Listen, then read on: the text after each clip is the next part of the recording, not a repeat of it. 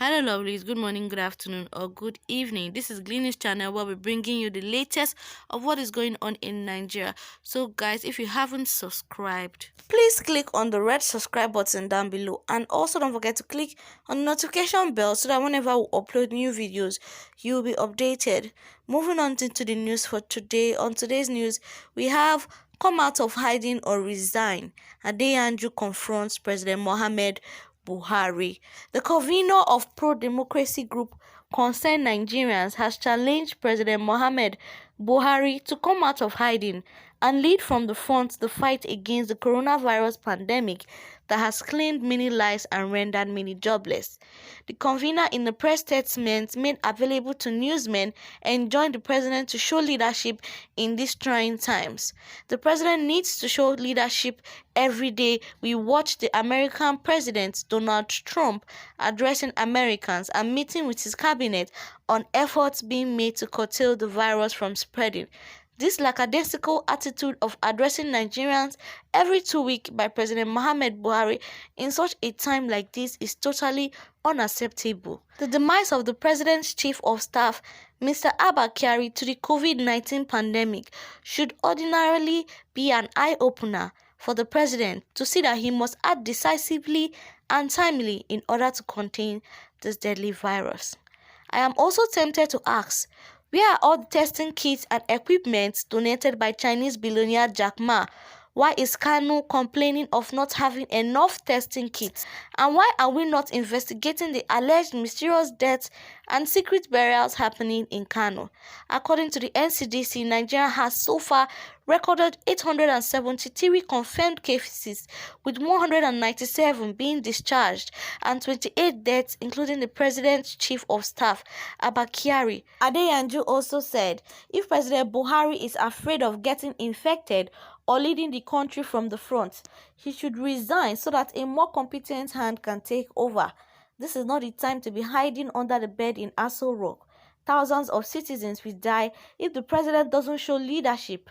Coming out of hiding, Adeyanju said.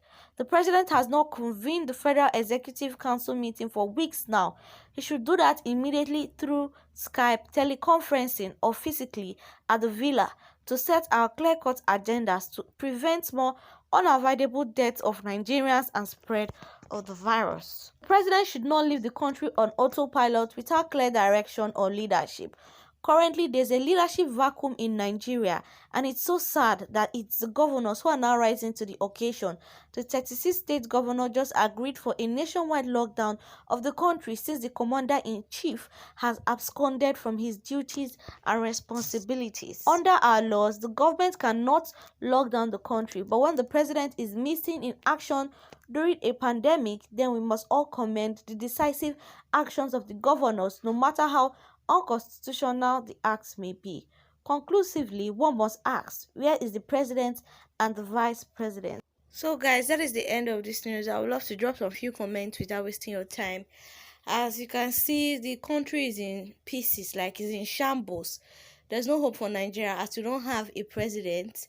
Like, nobody knows the whereabouts of President Mohamed Buhari or Vice President Osibanjo. The both of them are just missing from their seats. That is why the state governors have the power to make decisions for the country. Like, it is now the state governors now that have power more than the president. Where is he? What is he doing? To address Nigerians is becoming a big problem with him. So that is why people are suspecting, or people know, that he's not okay.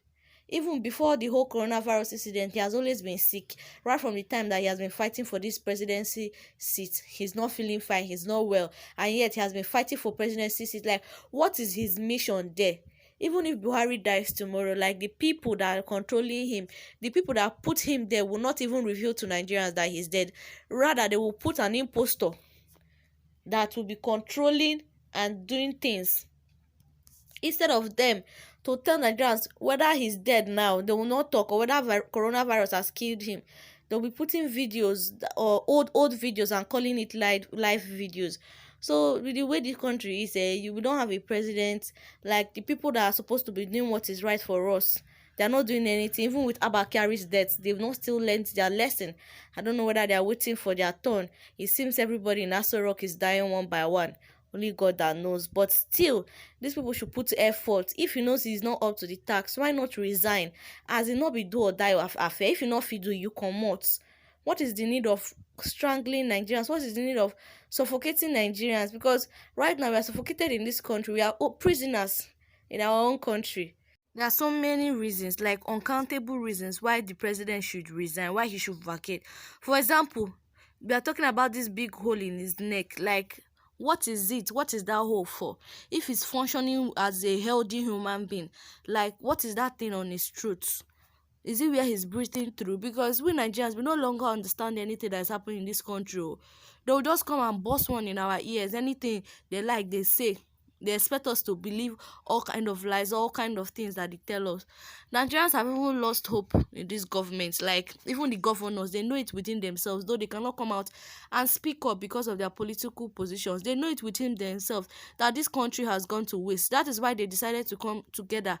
As we don't have president, we don't have vice president, let us do the needful. Even ordinary, to make conference calls, telecommunication calls that will help to at least address Nigerians properly, for where life addressing cannot do. You see Donald Trump, both of them are the same age grade, though Trump is even still, like, he's not a perfect man, but still he still comes out and addresses America. But our president, for where, as in, if he's tired, we all know he's incompetent. Like, he's not for the job, he's not well educated. The experience he has is dictatorship kind of experience.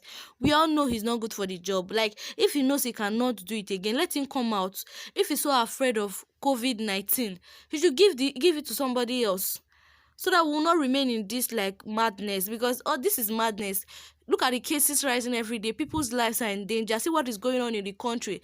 Every day outbreak of one fire or the other, and yet our president sees it fit to still hide in Aso Rock. Like, seriously, this is the worst thing that can ever happen to Nigeria at this kind of time. Like, we need somebody that can speak, somebody that is bold, somebody that is confident, somebody that is intelligent and smart enough to do what needs to be done. Not somebody that is hiding behind that soul rock, hiding behind the media. What kind of thing is this?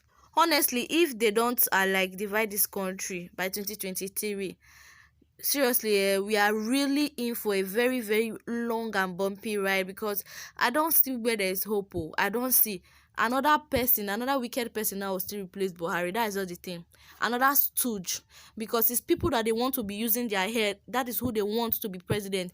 Especially the Northerners, they are so greedy with power. They are holding firmly to the power. Yet, if they give them the power, they don't know what to do with it. It's just like a child that is crying for something. They don't know what to do with that thing.